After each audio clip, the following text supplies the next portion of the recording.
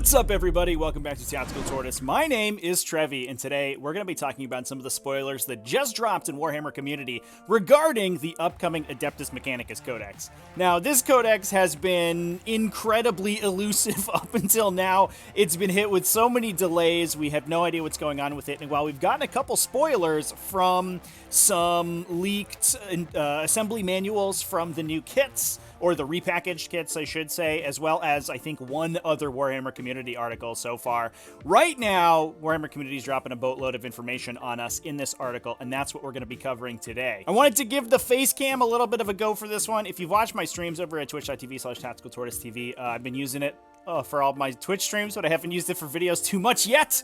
I just figured we'd see how it goes so far. I got Hype Ripper over here to hype me up for this Adeptus Mechanicus release as well. Unfortunately, because I'm using a green screen behind me, he's invisible, so he's using that stratagem for -1 to hit. But if you want your own Hype Ripper to keep you company, you can pick up this shirt as well as a couple other Hype Ripper shirts over at store.tactical-tortoise.com. That's the new Teespring store for the channel, and we got some merch up there. More coming as well in the not-too-distant future. But anyway, we're not here to talk about shirts. We're here to talk about the Adeptus Mechanicus, and let's dive into it. So, one thing I'm going to talk about a little bit today is, in addition to this article, is the existing rumors or the spoilers that we've gotten so far for Adeptus Mechanicus, and they've been pretty interesting to say the least. The number one being that so far, it sounds like, and this is mostly hearsay, nobody has any concrete evidence of this, that the points values in the Munitorum Field Manual so far are the correct ones for the 9th edition Adeptus Mechanicus Codex. Because the Drukhari points came out ahead of that Codex release and basically didn't change, people are, I think, using that as evidence to say that Adeptus Mechanicus points costs won't be changing since they haven't been changed in MFM. That said, all of the spoilers and the leaks we've been getting so far have been massive buffs for Drukhari weapon systems specifically. Almost all of their weapons across the board are getting buffed, and a lot of their defensive profiles are getting changed as well. So if the points values don't change accordingly, some people are worried that the Adeptus Mechanicus release is going to be very strong, and I think that's absolutely a fair concern. Adeptus Mechanicus right now is one of the highest performing armies in the game, and while it's still picking up speed in real life play, and we're starting to see some players with 5-0 finishes at multiple GTs, Dan K especially from the Tabletop Simulator, finishing top 5 multiple GTs in a row, both at Motor City Mayhem and Maryland Open, which was phenomenal. Congratulations to him, but using Adeptus Mechanicus to their fullest. So we're definitely seeing the power of that 8th edition codex alongside the buffs that Adeptus Mechanicus got in Engine War, so it's going to be interesting to see how they survive the transition to the new codex. But Adeptus Mechanicus are up for pre-order this Saturday. That means usually we get a full codex spoiler somewhere around the pre-order. We may get it this weekend, and this will be sort of an Adeptus Mechanicus preview weekend. In this article, Games Workshop previewed basically a bunch of the sub-faction benefits that Adeptus Mechanicus have. So, first one being Mars. We're just going to go through all of the sub-factions in the Codex and compare them to the existing sub-faction benefits that they already get. So the Martian sub-faction ability has been entirely changed to basically give them a Master Artisan style reroll. So they're going to reroll 1 hit roll every time they go to shoot. So this is really good for low volume, high impact weapons. You can think like an Onager Doomcrawler with the big neutron laser, getting a reroll to hit out of that, and potentially benefiting from another aura. You could explode 6s on that. You could potentially reroll 1s from a Canticle, maybe. Then that is going to be phenomenal. So it is much more situational than the current Martian Dogma, which just gives you 2 Canticles, which is wildly powerful. And if you bring Belisarius Call, obviously you have more control over both of those Canticles, and it just, the synergies go on and on. We'll see if Mars still has that level of synergy, but it looks like right now their sub-faction ability is getting toned down significantly. The other thing that they get, which is really interesting and may herald some impactful changes to the faction, is that this Dogma gives Skitarii the Canticles of the Omnissiah ability, and that says to me that standard infantry in the Mechanicus army will not get Canticles, which is crazy to think about. I almost wonder if it becomes like an aura ability, and it broadcasts from characters or something, and this Dogma would give all of your infantry the ability to broadcast that aura. That's kind of what it's feeling like in my head right now, but obviously I don't know that, so we'll have to see. We also see a huge nerf to Wrath of Mars. This was the Martian-specific stratagem to give you mortal wounds on wound rolls of 6, and that has been toned down to inflict a maximum of 6 mortal wounds. So in line with a lot of the other mortal wound dealing stratagems, you can think of the Salamander stratagem that was changed from Flamers dealing like an infinite number of mortal wounds to just going down to 3, and this one is changing to 6. It also has a variable cost, so if you target a power level 11 or more, it goes up to 2 CP. That's to hit things like Castellan robots or Imagine Big or Iron Strider Ballastaria units. Those are going to get toned down a little bit if you decide to Wrath of Mars them. I imagine most of the time you're still going to see it just plopped on a unit of Cerberus Raiders, and they're going to try to double tap their sniper rifles into people for 2 mortal wounds every time they roll a 6. They also get a special axe that makes a bunch of extra attacks at 2 damage. This is basically a Teeth of Terra, actually, now that I'm looking at it, which is pretty interesting. But I always laugh a little bit at these Adeptus Mechanicus relics that give you buffs in melee. Like, these characters are not good in melee. Most of them are like weapon skill 3 have 3 attacks. Like, what are we doing buffing them? You want to give them a cool gun or a aura ability or something like that. Moving down to Lucius. Now, Lucius sees a little bit of play currently just because of their ability to teleport anything they want onto the table. But their Forge World dogmas have never been particularly great. That said, in this new codex, it's getting a strict buff. It used to give you ignore AP1, so basically a Salamander style effect. Now it gives you +1 save against damage 1 weapons. So that means instead of ignoring a point of AP, you're improving your armor save by a point, which is better, and it works on any AP value of weapon as long as it's a damage 1 weapon. So you can consider, all of your opponent's small arms fire, their stubbers, their bolt guns, all of that stuff, your army's going to be significantly more dangerous against. And that is everything in your army. That's not just infantry, that's not just particular units, that's going to be your vehicles and everything like that. So if you're up against somebody who's bringing a high volume of weapons, Redemptor Dreadnoughts with twin onslaught Gatling cannons, for example, that want to, burp down your tanks or your flyers, they're going to have a tough time doing that with Lucius. But in addition, they get a new ability that they haven't had before, which gives them +3 range to all of their ranged weapons. Period. End of story. So Lucius, these Forge World abilities, looking pretty good. But we can see that the teleport stratagem also still exists. It just puts your units in reserve. They can come in outside 9 inches of enemy models, just as you could in the past. This time, you can use the stratagem twice if you're playing a Strike Force game, so you can teleport 2 things to the table. Great. I think Lucius is probably still going to see play just because of that stratagem, and I'm sure the buffs to their dogma are a welcome addition for Lucius players. Now, Agripinaa was another Forge World that basically didn't see play almost at all, but holy crap, is there a glow up here in this these benefits. Oh my god. Agripinaa used to just give you 5+ Overwatch, which in 8th edition was okay when you Overwatched for free, but in 9th edition, it's basically garbage because you very rarely actually want to spend the CP to Overwatch, and even if you did, a lot of times you are allocating additional buffs to that unit anyway, so it was going to be good on Overwatch. If you Cognus Overwatched with an Agripinaa unit, like, it did nothing. There's just no reason to use the stratagem on it. But the faction has been totally redone and has a much better set of sub-faction abilities here.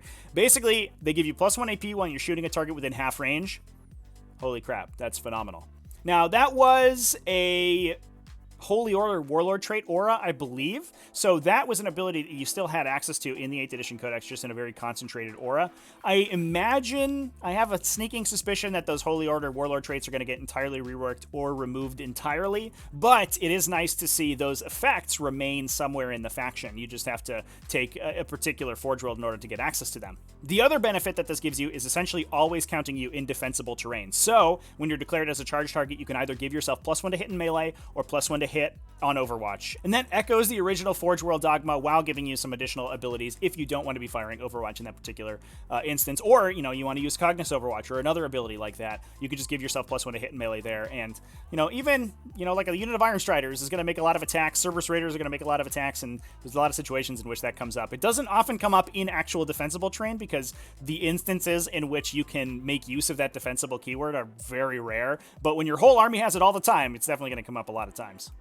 We also see the Agripinaa stratagem gives +1 toughness to unit of Cataphron. Now, we have seen spoiled the datasheet for the Cataphron Breacher unit, which got a 2+ armor save to start with. Now, if Shroud Psalm remains in the faction, you're going to be able to get to a 1+ armor save pretty trivially, and making those guys toughness 6 means that is a troops choice that is going absolutely nowhere. Now, the Agripinaa relic as well looks incredibly powerful. The question is whether it is going to be that useful. It seems a little bit corner case. Unfortunately, that means that in 9th edition, since in most formats you can't change your relics and warlord traits pregame, it might not be that playable. That said, it's not the most narrow use case ever, but essentially what it lets you do is at the start of your shooting phase, pick an enemy vehicle unit within 18 inches, and it gives all your core units and servitors, Cataphron servitors, I should say, which says to me that those are actually not going to be core, which is really interesting. And I think makes a ton of sense because they are, they're tank men. They're not regular infantry. If Centurions and Space Marines can't be core, why are Cataphrons being core? So, but it gives them full rerolls to wound against that vehicle. Now, this is at the shooting phase. This isn't command phase, start of movement phase, anything like that, which means that you can advance the character carrying the relic up into range of that 18-inch range, which means it's actually going to be really easy to apply, I think. Generally speaking, you're going to get like a 27-inch threat range out of the slowest units in the faction, and there may be ways to speed those up if the Dominus stays the same and is able to give them +1 to advance and charge, for example. You're going to be able to get some pretty significant threat range off of that full rerolls to wound. And if you tag a knight or something like with that, I mean, I don't think there's many units in the game that are going to survive, the core of a Adeptus Mechanicus gun line shooting you with full rerolls to wound. I think you're probably going to die.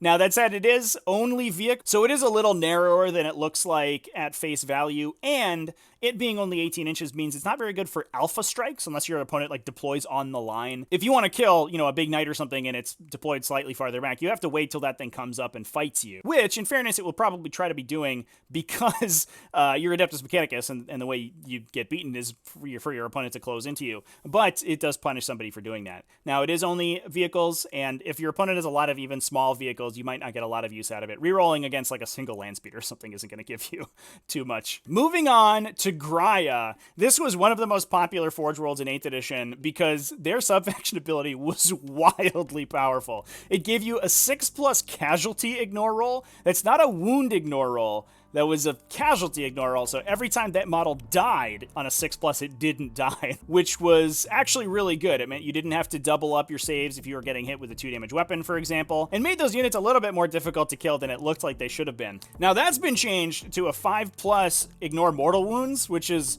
significantly less powerful. Still good, since, especially on heavily armored vehicles and stuff, mortal wounds is really what you're worried about eating. And especially with Volkite blasters and Smite spam being very popular right now in order to deal with high invulnerable save, Terminators and Custodes and Deathwing and stuff like that. Not to mention also psychic power based mortal wounds it will ignore as well. Bombers especially, Void Raven bombers, Fusilovs, stuff like that you could ignore on a 5+, which is pretty cool.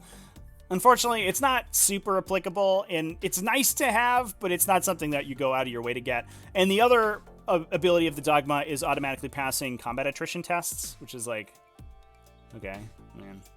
Their stratagem has also been nerfed significantly. It used to give you a 24-inch range 4+ deny. Now it's only an 18-inch range 4+ deny. And that stratagem was one of the big reasons you saw Graya in 8th edition, in order to give yourself some psychic defense, because innately Adeptus Mechanicus don't have any of that. Their relic is essentially a Vox Spiritum in Adeptus Mechanicus. It gives you 3 extra inches of range to your aura abilities, which is nice to have, but I don't know if you're going to be taking Graya specifically for that. I think we need to see some more effective stuff out of that subfaction for it to really see play, but we'll see how it shakes out in the final book. Moving on to Stygies, this Forge World was an absolute nightmare in 8th edition when you could stock multiple minus penalties to hit. Now in 9th edition you can't so much because you stack only to -1. So a Stygies unit benefiting from its Dogma in addition to like dense cover or something else like that doesn't get any benefit from it. And especially the combo is what you would used to bring with Sidonian Dragoons, because they got a pregame move and then they would be -2 to hit outside 12 inches instead of their normal -1. That was phenomenal and made that unit very difficult to kill. But in 9th edition, not so much. It was super strong though, and even if you were just bringing a big gun line of stuff, it was pretty unlikely for your opponent to be attacking you inside 12 inches because you wanted to stay so far back, and that made Stygies pretty good. Not to mention the fact that their Forge World Canticle was fall back and shoot with your whole army, which was real good. But that has changed quite a bit. The Dogma has been entirely reworked, and this is another piece of wording that I think we can glean a lot of insight into how the Codex is going to be formulated, because it specifies vehicle units with or without the core keyword, which says to me that there's probably going to be a lot of vehicle units that tread that line. There's going to be some that have core, some that don't. What I imagine to be the case is that the Iron Striders are going to have core because they're basically a big infantry guy. It's a man riding on top of another man. It's like a cavalry model basically.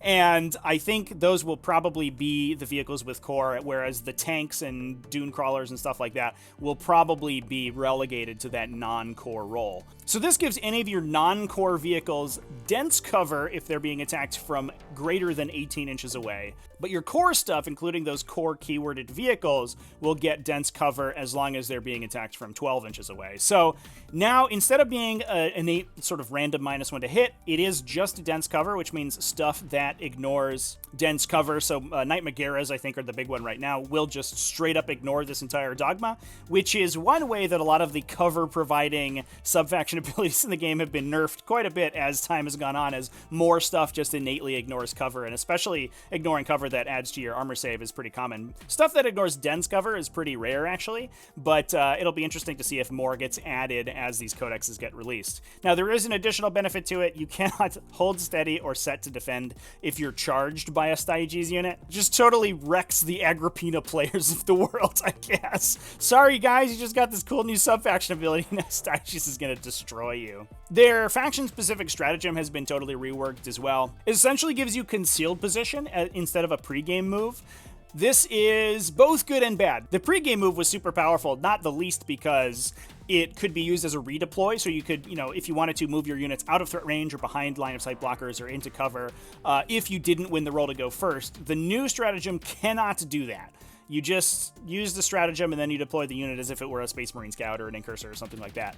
That means that it can be farther up the table. The downside is that it's restricted to Stygies core infantry, which I don't think is going to be a lot of stuff in lists. We'll see how it goes. We might see Fulgurites be core infantry, and that would probably be, or just any Electro Priest, I think, and that will probably be the unit that gets targeted with the stratagem. If you can find a line of sight blocker somewhere up in the middle of the table and deploy, 20 Corpuscarii right up in the middle and use those to run out and zap a bunch of people with lightning bolts on the top of turn 1, or, just have them relatively safe if you don't win the roll to go first, but in a position to counterattack the first player's movements, that could be pretty powerful. But in general, you want it to be pre-moving, some more powerful stuff. You want it to be pre-moving Dune Riders or Sidonian Dragoons, to use an earlier example. So this is going to be significantly less powerful, and I think that's okay.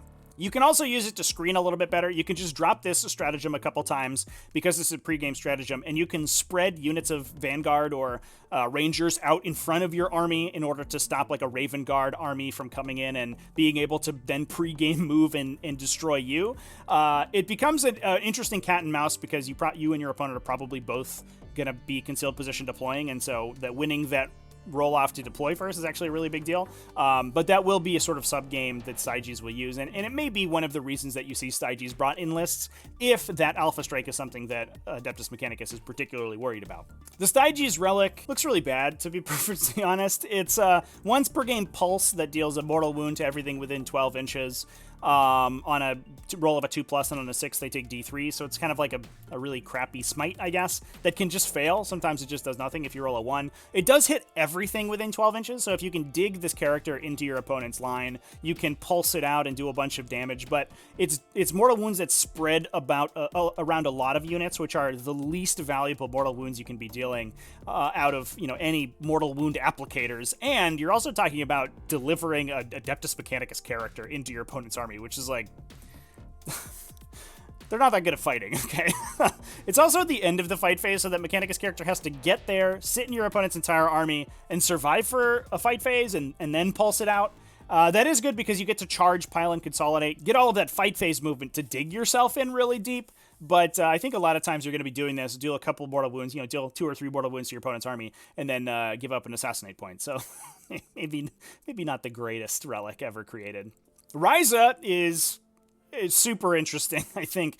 They've been sort of entirely reworked. Previously, they give you reroll 1s to wound in the fight phase, which is like, okay, you could Canticle for reroll once to hit, and then you could also reroll your ones to wound, and like, all right, whatever. But the Dogma has been massively buffed. You get +1 to wound on the charge, so you're a Blood Angel now, and you get +1 to charge. You don't get +1 to advance, but you're almost exactly just a Blood Angel, which is pretty cool. And if you're trying to build a melee-focused Adeptus Mechanicus list, it's definitely cool that they're giving you avenues to go in that direction. Whether or not that becomes the most viable build for Adeptus Mechanicus, I sincerely doubt it, but it's nice that you have the option, and it may be worth bringing in some Ryza detachments just so your Fulgurites get that little bit of a buff, or, you know, some of your other melee units get that a little bit of a buff. Now, the Ryza proclivity for plasma weapons has also been retained, and unfortunately, I think this kind of muddies their faction identity, because they want to be in melee, but they also want to be shooting you with long-range plasma guns, and so you're just like, what am I trying to do here? I don't really know. They keep the plasma specialists stratagem, but it got massively nerfed from its previous incarnation. It's doubled in cost. It went from 1 CP to 2 CP, and instead of giving you +1 to wound and +1 damage, it just gives you +1 damage. So it's almost exactly Weapons of the Dark Age, which, I mean, is a pretty good stratagem to have, to be honest, but I feel like if you're bringing a Ryza battalion, you're not bringing, like, the big Cataphren Breacher unit. You're bringing like a bunch of dudes with swords to make use of their sub-faction ability. So a little bit confused there. Like, I'm not really sure what Ryza's trying to do. I guess maybe they're trying to get you to play Vanguards, and you play Vanguards with the Plasma Calivers, but you don't want to drop a 2 CP stratagem to buff Vanguards with +1 damage. You want to be doing it on a higher volume plasma unit. And 2 CP for, you know, whatever it is, you could shoot like 6 shots with plasma guns out of a Vanguard unit coming out of a transport or something is not super exciting. So I don't know about the stratagem, but the sub-faction ability certainly seems good. To kind of compound the confusion, they also give you a Relic Volkite Blaster. So not a plasma weapon, not a melee weapon, you get a Volkite weapon. I mean, it's an okay weapon. It gives you 2 mortal wounds instead of 1 that the normal Volkite ability would give you, which is good, and a 3-shot weapon with 2 damage is pretty fine. But why are we giving you +1 to wound and then also a gun? Give me like a cool sword. Give me that Teeth of Terra thing from Mars. What are we doing here? Now, Metallica got a huge rework, and right now, honestly, they're one of the most interesting sub-factions in the Adeptus Mechanicus faction, because they do have that entire supplement out of Warzone Sheridan that they have access to. So when you're considering, you know, whether you're going to take Metallica in your list, remember that you get all of that stuff from the Warzone supplement. You know, you get the Metallican Lung, you get the ability to increase your rad auras, you get the ability, the stratagem to, you know, auto advance 6, for example. And that really feeds into a really interesting synergy that Metallica has, where they're trying to be aggressive with units that can then debuff you for their backline guns to shoot at you. And that's honestly one of, I think, my favorite varieties of gunline in miniature games. Gunlines that are very synergy oriented in order to get the maximum number of their buffs off, and especially gunlines that are rewarded for getting close to you, because no one likes playing with or against a gunline that sits on the back edge of the table and rolls dice at you until one of you dies. That's boring. But the gunlines that want to get up close and personal and, you know, play a much more aggressive style are very cool and, you know, very flexible. And that's really where Metallica is going, which is kind of personified by their Forge World Dogma. They don't get any penalty to hit roll for advancing with assault weapons. They don't get any penalty to hit roll for moving and firing heavy weapons. And interestingly, they also always count you as half strength if you're engaging them. Now, given that a lot of Metallica units want to get up close and personal and want to engage you in order to project their rad wreathed auras, this is actually not a trivial sub-faction ability. It's not great because a lot of stuff just wholesale ignores those combat attrition modifiers, or, you know, Graia, for example, just ignores combat attrition at all. But it is something to keep in mind, and certainly if you're forcing a lot of command checks on your opponent's army, it will be something that comes up. Now, their Deafening Assault stratagem has been totally reworked. It's now kind of a Tremor Shells equivalent, which is, I think, pretty cool and really interesting. Previously, their stratagem was garbage. It gave a 6-inch aura to one unit to give -1 leadership to enemies within 6 inches. Like, who cares? But this one is much better. You pick an enemy unit within 12 inches when your unit goes to shoot, and you have the movement characteristic of that unit, and they cannot overwatch or set to defend. So get wrecked, Agripinaa. Once again, your sub-faction ability does nothing. But also, having movement characteristic is pretty good. Now, That said, you are within 12 inches of you. So they probably still are within charge range, because then even a move 6 model only needs an 8-inch charge to get within that 1-inch engagement range if they're half movement, and it doesn't affect charge rolls at all. But I do like that, unlike old Tremor Shells, and I have a video on this from back in 8th edition, if you want to dive into the nightmare that is the Tremor Shell stratagem, at least the stratagem works grammatically, which is great. We're going up in the world in that way. We'll see if it gets used too much. I'm sure it'll be something that annoys some people very often. You know, it's kind of a tanglefoot grenade with extra steps, I guess. And that stratagem is one of the best stratagems in 40k. So having a lesser version of that is still going to be good. Not to mention the fact that it triggers when your unit is selected to shoot, which means you can just hold like one idiot unit of vanguards that's standing in the front of your army until last, and any enemy units that are surviving after your shooting phase, you just pick them to shoot last, and then you just pick the one thing in 12 inches and make that half movement. So it's very flexible in that way too. We also have a terrible servo arm. It's 4 damage and 3x strength, but it only gets 1 attack. Okay, cool, man. We've also gotten a little bit of a glimpse at the end of the article into the custom Forge World dogmas, and so far the 2 that they have spoiled are incredibly powerful. It looks like the custom dogmas are going to work exactly the same as they have in the previous Codex, or in Engine War, I should say, where you select a primary dogma based on the background of your Forge World, I guess, and then from there you have a list of secondary traits that you can select in addition to that. So the example that they give is Magna Bond Alloys, which is totally unchanged from the previous version. It gives your vehicles a 6+ damage ignore, and that tends to be a very powerful ability on vehicles with a high wound pool. But then, on top of that, they preview Auto Savant Spirits, which in the previous version just gave you 1 wound regen at the start of your turn, but now also gives you Ironed Hands degrading. So you double the number of wounds you have for degrading, which is such a huge buff to those vehicle units, you know, especially your Scorpii and your planes that you want to be sticking around, and having those, in addition to have that 6 damage ignore, also regenerate wounds and also have a tougher time degrading is really good. Now, the question's still out on whether we keep servo-focused auguries, which is one of the most powerful sub-faction abilities in the game. Gives almost your entire army full rerolls to hit at half range.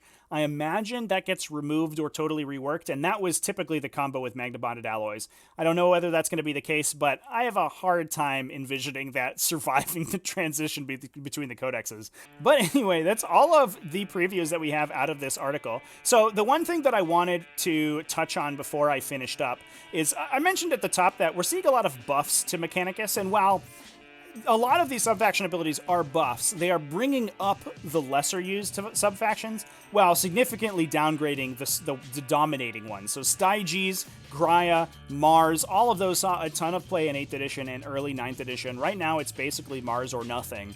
And man, the Martian dogma has been totally reworked, and I think to the better. So hopefully we see a lot of their other abilities reworked in that similar way. You know, the stratagems that were focused on buffing up the units that were already pretty good. Things like Tactica Obliqua, things like the Iron Striders +1 to wound, and the Command Uplink units +2 to hit. I think we'll see those removed or reworked, and if that's the case, I feel a lot better about the amount of power that's going to be coming out of this Adeptus Mechanicus Codex, but we'll just have to wait and see. Now, there is this super useful spreadsheet that's been compiled by some members of the community. It was posted in my Discord channel a couple days ago, and it tracks all of the changes that have been leaked so far for the Adeptus Mechanicus Codex. This is because Adeptus Mechanicus players have been pining over this codex for weeks. They were promised it ages ago, and just endless amounts of delays have really stifled the amount of leaks that they've been getting. So we have here a spreadsheet of all of the buffs and nerfs to everything in the Codex. So things like Raiders being dropped to 2 wounds from 3, but increased from toughness 3 to toughness 4, and all of the changes to their weapon profiles. And I believe that the current count is 5 nerfs, so in cases in which stats decreased, in exchange for 57 buffs, which is wild. Wild. And a lot of this stuff is very powerful. We've seen things like Iron Striders go from D6 damage last cannons to D3 +3. We've seen their autocannons go from 4 shots to 6 shots. Every stubber in the faction is increasing from 3 shots to 4 and turning from heavy to assault to use that Cognis rule, which is super good. it's going to be an interesting journey into this new Adeptus Mechanicus Codex. Because, like I mentioned before, they were already one of the most high-performing codexes in the metagame so far, and this is a lot of additional stat increases to add on top of that. So we'll have to see how things shake out. If there aren't any points changes, even with the changes to the core faction abilities, nerfs to their sub-faction abilities, nerfs to their stratagems, reworks of things like Canticles of the Omnissiah, they're still probably going to be one of the most powerful factions in the game if they just get a bunch of stat buffs, but no points increases to correspond to that. But like I said before, we'll have to see how it goes. We're early days yet, and we probably won't see the actual codex for a week or so. And even then, it'll take a little while for that to actually shake out and for people to sort of figure out where the optimal builds are. If you do remove a lot of the synergy from the Adeptus Mechanicus list, they do lose a lot, I think. Right now there is a lot wrapped up in that Martian ability to apply double Canticles to your whole army and manipulate the Canticles that you have, so you get basically the exact ones that you want every turn with Belisarius Call. So we'll really have to see. It's going to be really interesting. But either way it goes, I am excited for this release because I think it's really going to shape up the face of the 40k metagame. For good or for ill, either Adeptus Mechanicus gets way better and kills all the Drukhari players that are running around everywhere, or Adeptus Mechanicus gets way worse and gets brought, down around where I would hope a lot of codexes would be, which is sort of the A-ish tier, like low A tier strata of the power level, which I think is where a lot of these codexes are ending up, which is, I think, a pretty good place to be. Anyway, that's all I have to say about that. Thanks for watching this video all the way to the end. I really appreciate it. Big thanks as well to the patrons over at patreon.com/TacticalTortoise, as well as the YouTube channel members you can join in the link down below the video, and Twitch subscribers. All you people are phenomenal, and I love you all. Thanks so much for supporting the channel, and thank you for watching to the real end of the video. Remember to keep it classy, folks, and have happy wargaming.